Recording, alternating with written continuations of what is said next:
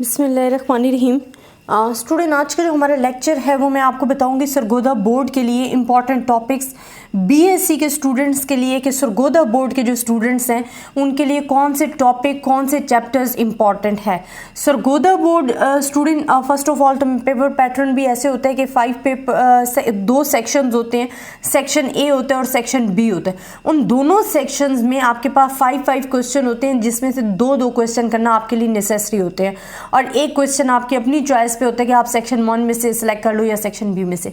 अब सरगोदा बोर्ड के लिए जो इंपॉर्टेंट टॉपिक्स हैं और इंपॉर्टेंट चैप्टर्स हैं बीएससी लेवल के, वो मैं स्टूडेंट आपसे डिस्कस करती हूँ। फर्स्ट ऑफ ऑल मैं आपसे डिस्कस करूंगी इसका सेक्शन नंबर ए जो सरगोदा बोर्ड में आता है। मैं अगेन एंड अगेन बता रही हूँ स्टूडेंट, क्योंकि मैं ऑलरेडी आपके साथ पंजाब बोर्ड के भी डिस्कस कर चुकी हूँ, फेडरल बोर्ड से रिलेटेड भी डिस्कस कर चुकी हूँ। इंशाल्लाह बहुत जल्द आपके से रावलपिंडी बोर्ड के भी डिस्कस करूंगी, बट सरगोदा बोर्ड जो है वो फर्स्ट ऑफ ऑल मैं आपसे डिस्कस करती हूँ, जिसमें हम सेक्शन नंबर ए करेंगे और इसमें मैं आपको बताती हूँ कि आपके लिए इंपॉर्टेंट चैप्टर्स क्या हैं। स्टूडेंट, जैसे कि मैंने आपको बताया कि सेक्शन ए में जो है हमारे पास 5 क्वेश्चन आते हैं, जिसमें से आपने 2 क्वेश्चन करने होते हैं। तो सेक्शन ए के लिए जो इंपॉर्टेंट चैप्टर्स हैं, जिसमें चैप्टर नंबर 1 मुझे जो लगा वो सैम्पलिंग सर्वे या survey sampling survey and sampling distribution. अब इनमें स्टूडेंट आपके पास जो इंपॉर्टेंट टॉपिक है ना वो भी मैं आपको बता दूँ। आपने हर सेक्शन के लिए 4 चैप्टर जो है वो अच्छे तरीके से तैयार करने हैं। अगर आप ये 4 चैप्टर्स अच्छे तरीके से तैयार कर लेते हो तो आई थिंक स्टूडेंट आप बहुत अच्छा पेपर जो है वो अपना अटेम्प्ट कर सकते हो। अब स्टूडेंट, जो आपके पास चैप्टर है सैम्पलिंग सर्वे और सैम्पलिंग डिस्ट्रीब्यूशन, इनमें जो इंपॉर्टेंट टॉपिक है ना वो मैं आपको लिख कर देती हूँ।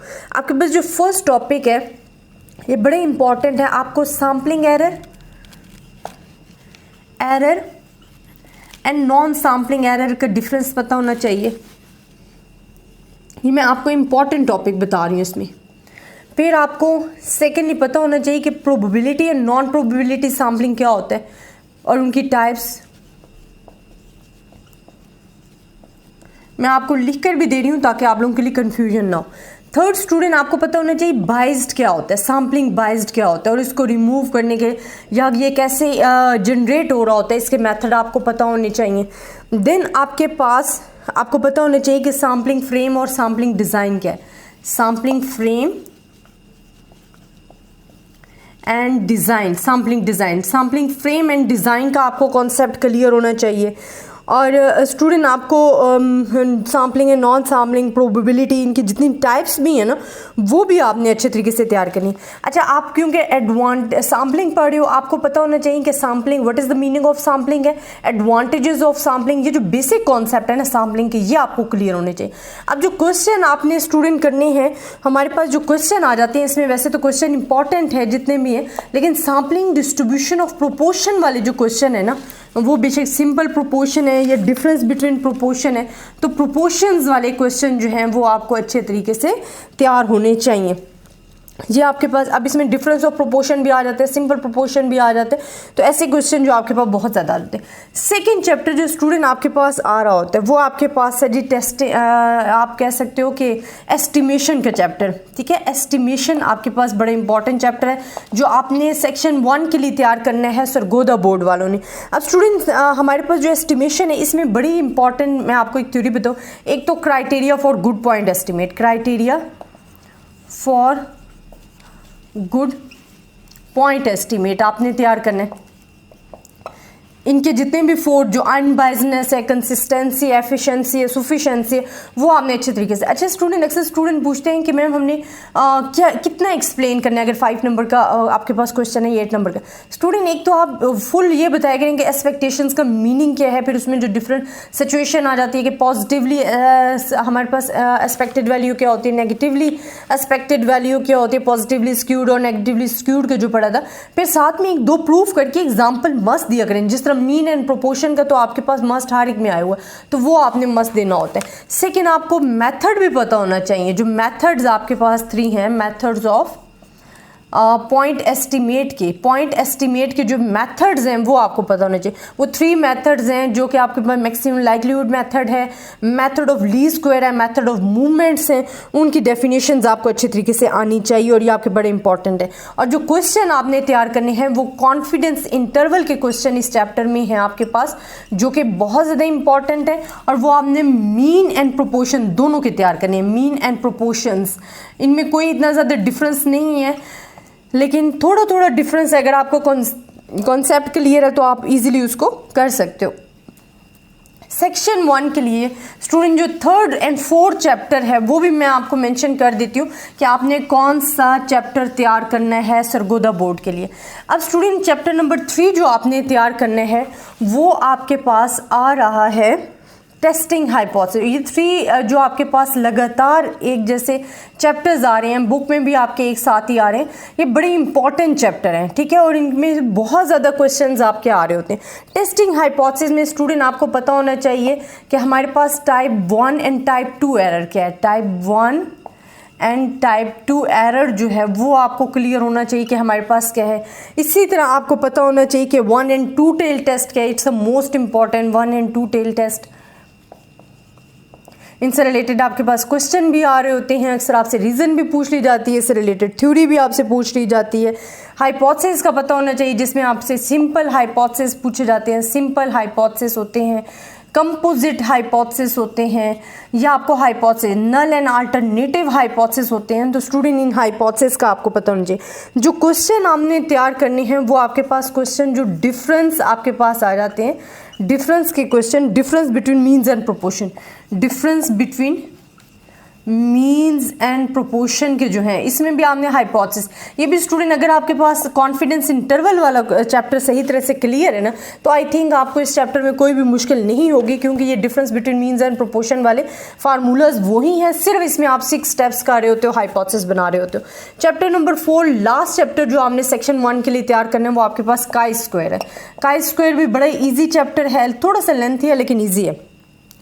इसमें स्टूडेंट आपको कॉन्टिजेंसी टेबल के बारे में पता होना चाहिए कि आपके पास कॉन्टिजेंसी टेबल क्या होता है, और येट्स करेक्शन जो कि कॉन्टिजेंसी टेबल के बाद हम लगा रहे होते हैं, येट्स करेक्शन फॉर कॉन्टिन्यूटी हमारे पास जो लग रही होती है वो आपको पता होना चाहिए।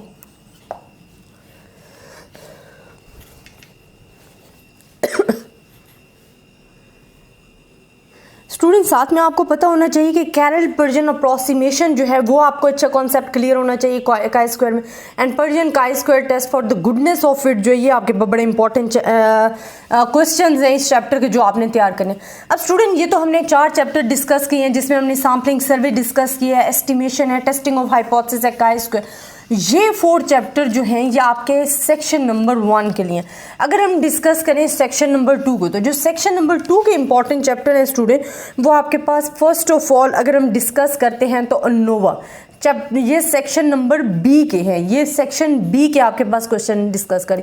अनोवा हमारे पास क्या है, एनालिसिस ऑफ वेरिएंस, ठीक है। अनोवा के हमने जो डिस्कस करने हैं एनालिसिस ऑफ वेरिएंस के, उसमें आपको पता होना चाहिए डिफरेंस के 1 वे अनोवा और 2 वे अनोवा में डिफरेंस क्या है। 1 वे एंड 2 वे अनोवा जो हम पढ़ते हैं एनालिसिस ऑफ वेरिएंस, इसमें हमारे पास डिफरेंस क्या है और इसमें जो सॉल्व करने का तरीका वो आपको पता होना चाहिए। इसमें एक बड़े इंपॉर्टेंट टेस्ट है LSD टेस्ट, जिसको हम कहते हैं least significance test, difference test, ये आपका इंपॉर्टेंट है, आपको पता होना चाहिए। फिर स्टूडेंट 2 वे अनोवा के जो क्वेश्चन है, 2 वे अनोवा के जो क्वेश्चन है जिसमें इंटरसेक्शन है और एक विदाउट इंटरसेक्शन है, एक विद इंटरसेक्शन है, एक विदाउट इंटरसेक्शन, ये आपको क्लियर होने चाहिए। इसमें से भी आपके पास क्वेश्चन आने के बहुत ज़्यादा चांसेस होते हैं। तो ये आपके पास फर्स्ट चैप्टर आ जाता है जो कि आपने अनोवा के लिए तैयार करना है, सेक्शन बी के लिए तैयार करना है। सेकेंड चैप्टर जो स्टूडेंट इसमें आपने तैयार करने हैं वो आपके पास आ जाता है वाइटल स्टैटिस्टिक।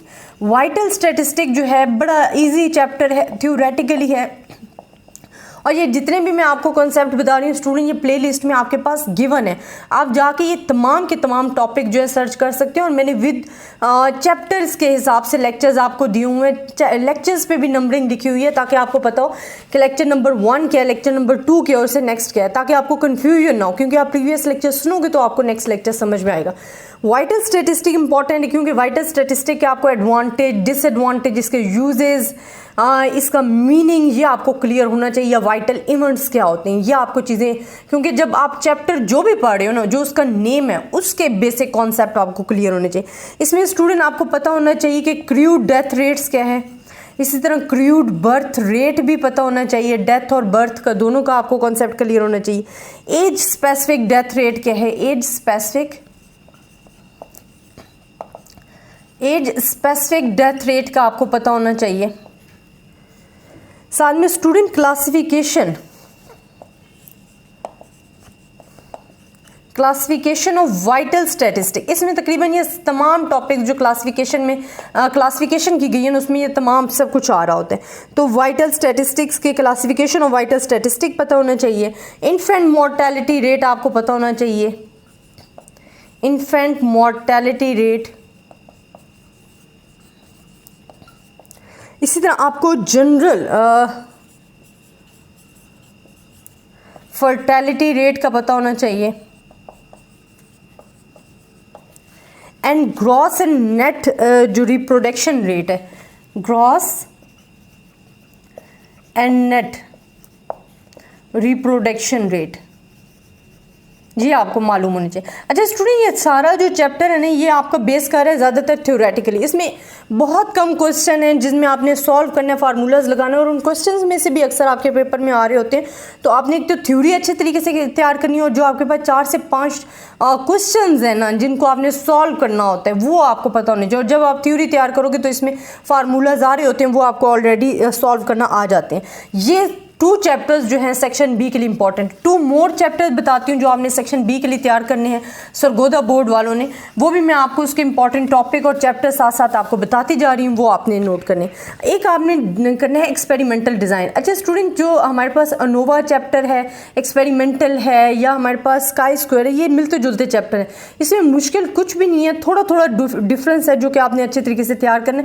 और ये तमाम चैप्टर्स जो हैं प्ले लिस्ट में आपको गिवन है और इनमें तमाम चीज़ें गिवन है आपको। एक्सपेरिमेंटल डिज़ाइन में जो फर्स्ट है और बड़ा इंपॉर्टेंट आपके पास है, बेसिक प्रिंसिपल्स आपको आने चाहिए, बेसिक प्रिंसिपल्स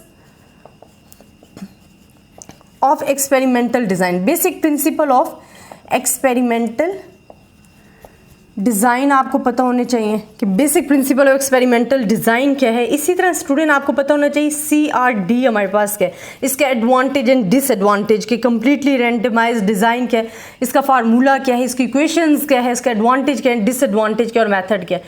थर्ड हमारे पास आ जाता है कि आपको RCBD का पता होना चाहिए, रैंडमाइजेशन कंप्लीट ब्लॉक्स डिज़ाइन के advantage, disadvantage and equation. And the most important आपको LS का पता होना चाहिए जो कि आपके पास है लैटियन स्क्वायर डिज़ाइन, और ये सबसे ज़्यादा इंपॉर्टेंट है, क्वेश्चन अगर आते हैं तो ज़्यादातर इसी में से आ रहे होते हैं। तो लैटियन स्क्वायर डिज़ाइन जो है वो आपको अच्छे तरीके से पता होना चाहिए। देन आपके पास जो लास्ट चैप्टर है हमारे सेक्शन बी के लिए, वो आपके पास आ जाता है स्टैटिस्टिकल इन्फ्रेंसेस,